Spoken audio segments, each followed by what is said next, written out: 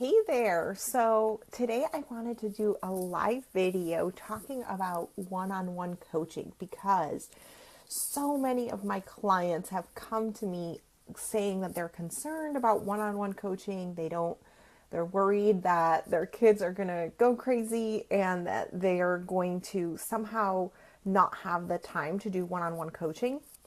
And so, this can be a big block, a mindset block that actually prevents you from getting clients. It can also be a big stopping ground, right? Like a place where you get stuck and you just start to spin your wheels and you want clients, but you can't get them because of some of these underlying issues we're going to cover. So if you know of anybody that could benefit from this conversation, talking about one-on-one coaching as a mom entrepreneur and how being a one-on-one coach can be really beneficial to your business, then you'll want to definitely share this out. I'm going to take a moment right now to share this out into my group. It's called the Entrepreneurial Moms Group. It is a community of mom entrepreneurs. We support each other. We help each other out. And so join us there if you want to collaborate with us. Let's share this out. And if you can go ahead and share it out as well, that I would be so grateful. And so will anybody else who might be struggling with this.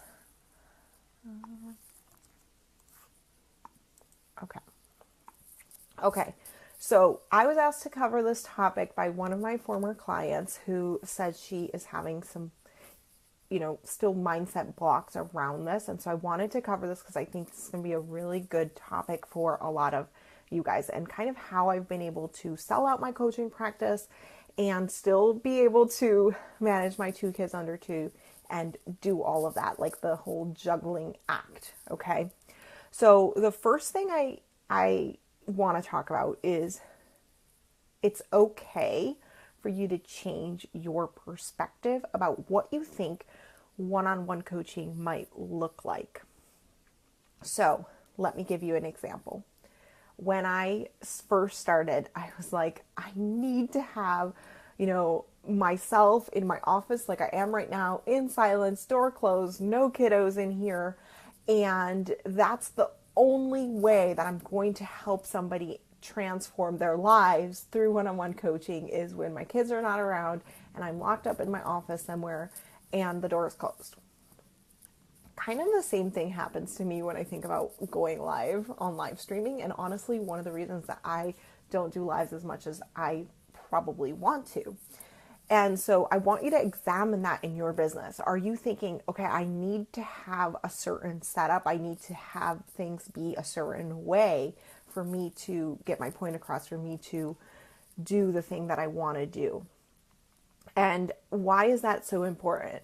Well, one-on-one coaching is an incredible opportunity for you to not only cause a great transformation with somebody, because that process of one-on-one is really, really impactful, but it also allows you to, charge more for your services than you would through a group program. You can convert easier if you sell through a sales call and then sell them into a one-on-one program. So it's one of the best ways to start your business off. And it allows you to get a lot of information for you to create some digital products and do some more passive stuff in the future. And I'm going to talk about that in one of the other tips. So the first thing is really about identifying, are you having a certain way that you want the one-on-one coaching to look? Hey, as you're coming on, just go ahead and say hi in the chat bar. So is there a certain way that you want the one-on-one coaching to look, or do you have an expectation of what you think it needs to look like in order for it to be impactful? And then get to journaling and writing down kind of some of the ways that you can either get creative, right? So could I coach with my child around? Could I? Maybe the answer is yes, maybe the answer is no. For me, I have done it, but I generally like it when my child is not around. So I plan my schedule is right now, it's when the nanny is here. Before I had a nanny, it was nap time and bedtime. Bedtime still worked great because my target audience, I work with moms. So that actually worked great for both of us, is we could have a lot more devotion to our sessions when we went into our sessions after the kids went to bed. So what do you want the coaching to look like, and how can you kind of shift that? And then like another tip I have is like, it's okay to roll with the punches, right? Like, how many times did my kids not cooperate during nap? Maybe one of them.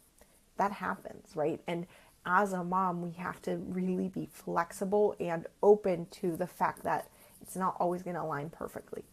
Some of those sessions I might have had to reschedule, and that's okay. Like, it's okay that nothing horrible is going to happen to you if that happens. Also, I want you to think about this. Whatever happens, right? Like, let's say your kid gets up, they're screaming and they're not allowing you to go on with your coaching call. It's okay for you to reschedule. Nothing is, stopping you from rescheduling. Also, it's okay it's not an indicator of your coaching. Meaning, if something goes awry, that's not an indication of how good of a coach you are. But if you say, okay, I need to reschedule because my child is sick and they're not cooperating, then the other person will likely understand that. And if you want to proceed with the session, you can say, I'm going to proceed with the session, but here's the situation. My kid is, they're on the iPad so that I can have the session. And, that's happened before too. Or I've even had my child swinging on the swings while I do my session. It's okay to be flexible, and it's okay, like, that goes back to, you can change your expectation of what the coaching call will look like. If you have to take the coaching call from the swing set, that's okay. But giving yourself the space and the grace to allow that makes it so much easier. And of course, like, you have your standard plan, but you have a backup plan. So what happens if my kid gets up or like, I have a nanny right now, and I've been on a webinar before when my son comes into the room, escapes the nanny, and starts breastfeeding, right? Like, the webinar proceeded, nothing happened, right? People didn't even see my breast, even though I was on there live, right? So my point is, you got to sometimes just roll with the punches, and giving yourself permission to roll with the punches is how you can get over this block about doing one-on-one coaching when you have kids that might be going crazy in the house. And lastly, I want to say, a lot of moms want to start off with selling an online program. They want to start off with selling an ebook or something like that.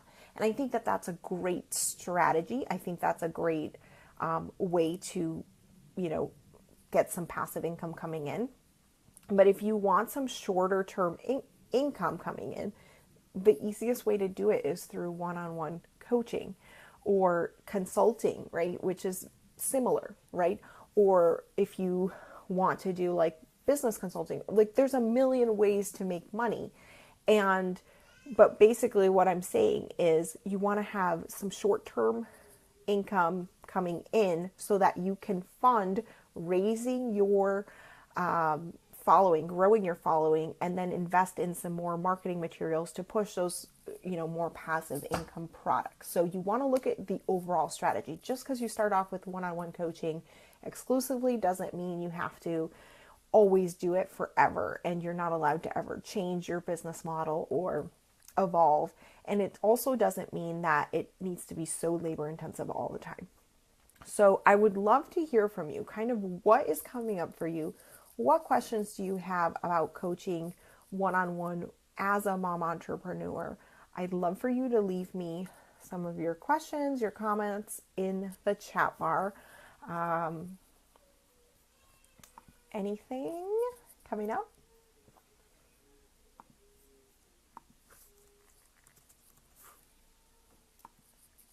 Okay, so if nothing is coming up, I'm going to go ahead and close out this session. I hope that this helps to my previous client who asked me this question.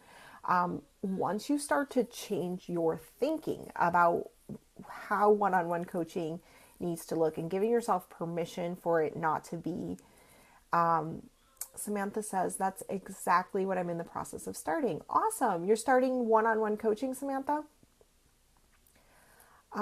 Once you start to change the way that you think about how one-on-one coaching needs to be, you allow yourself the flexibility to be okay with it being less than the perfect scenario. Meaning it's okay if your kids are around.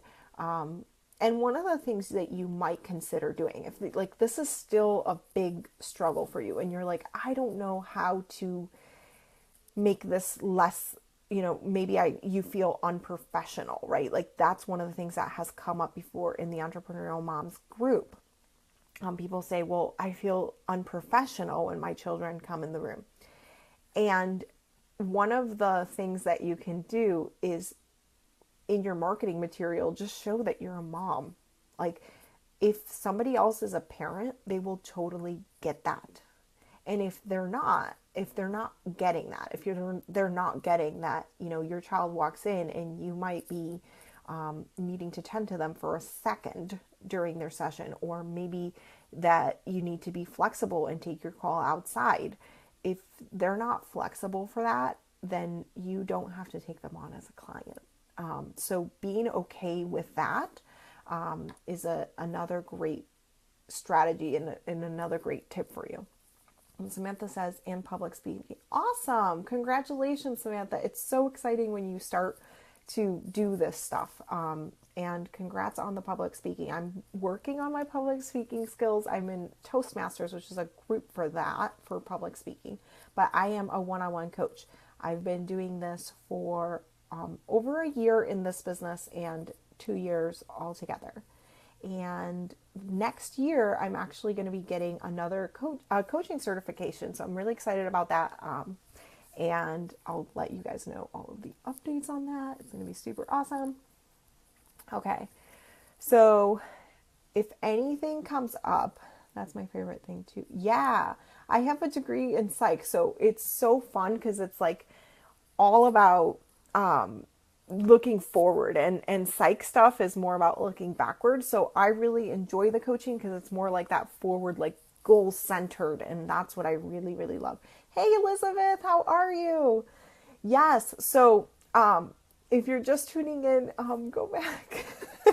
I talked a lot, and so and I want to talk a little bit more about this whole business model thing. So look at your business model and see how you can pad the coaching in and do maybe some passive incomes, maybe start doing some leveraging where you're doing some group coaching if you're more advanced. If you're just getting started, then one-on-one coaching is okay to start. I will go back. It makes it hard to ask questions. Totally. So let me just recap a little. One of the main thing that I had to do was to change the way that I thought in my head about what the ideal coaching session would look like. So I had envisioned that the ideal coaching session would be me in my office with my coaching client on the phone, the door closed and the kids not in the room. But as you know, that's not always how it works out. And so being okay with that has allowed me to persist and be consistent. So starting to examine that, do you have an ideal coaching scenario in your head? Also, you have a nanny, right? So if you have a nanny and you do have help, right? Is there a fear around them escaping the nanny? And what is the worst that could happen if that fear came true? And hey, Flora. So if the fear came true, right? They escape the nanny, they're on top of you screaming, then what would you do? If you start to plan that in your head, then it makes it easier. Yeah, so I only need one kid to be busy, except it's the baby that I have to keep occupied. I don't understand the question, Elizabeth. So it's just the baby that I have to keep occupied. The baby won't go with the nanny? Is that the problem? Okay, so if you're just tuning in, we have some new people coming in. We're talking about one-on-one coaching as it relates to being a mom entrepreneur and how sometimes we have to be really flexible with ourselves. And a tip that I talked about earlier is, I would bring my kids to the swing set and push them on the swings. We have a park like right behind our house. So that really, really, really helped. On other things, like if it's just one of the kids, maybe you could give them some toys to play with or an iPad if you're into that. Not everybody is okay with that. If it's a really, really little baby, breastfeeding while coaching is totally awesome. Or baby wearing. It's helped me on many, many occasions. That happened to me just the other day. He escaped the babysitter, and I had to get off my call in a few minutes. Yeah, and it's okay, right? So part of doing this is being okay with the fact that those kind of things might happen. So how can you over deliver on your next session with that client?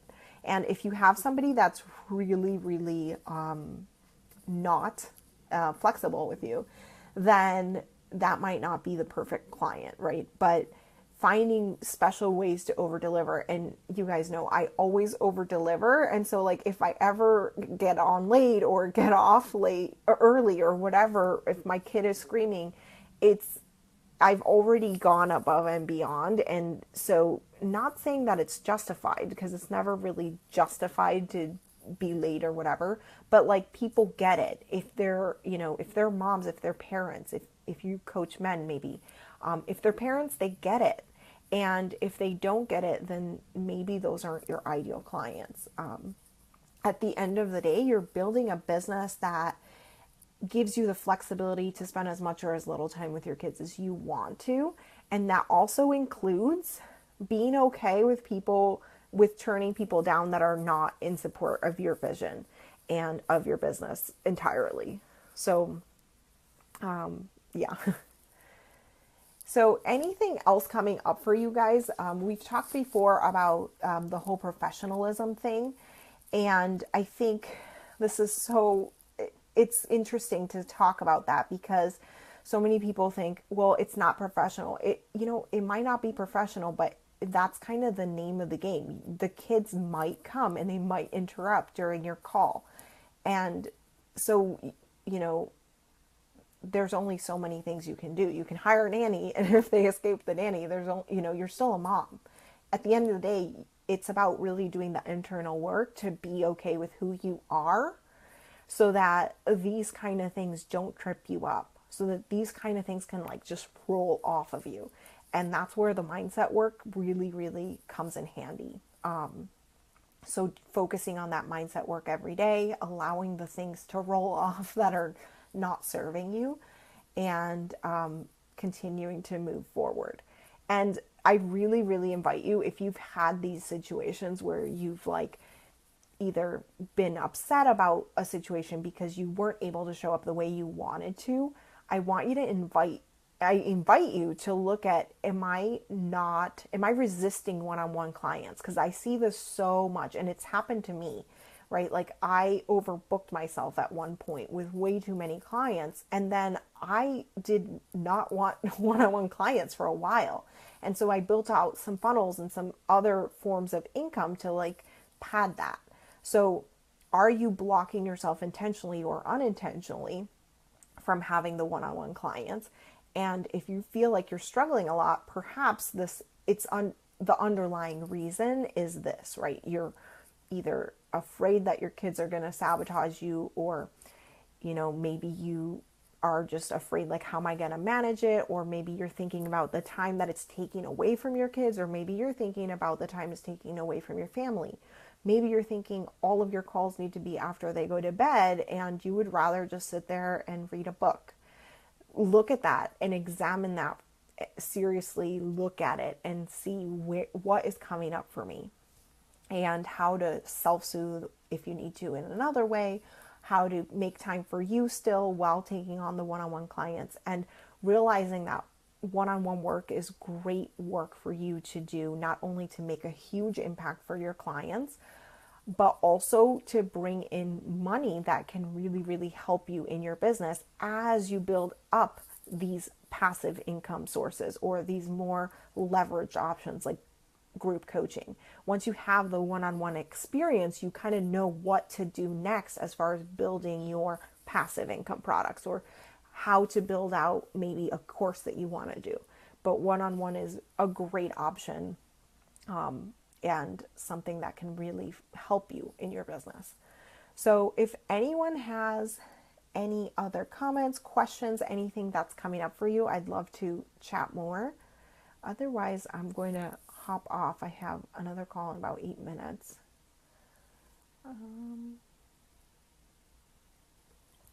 Okay, awesome. So give it another minute or so.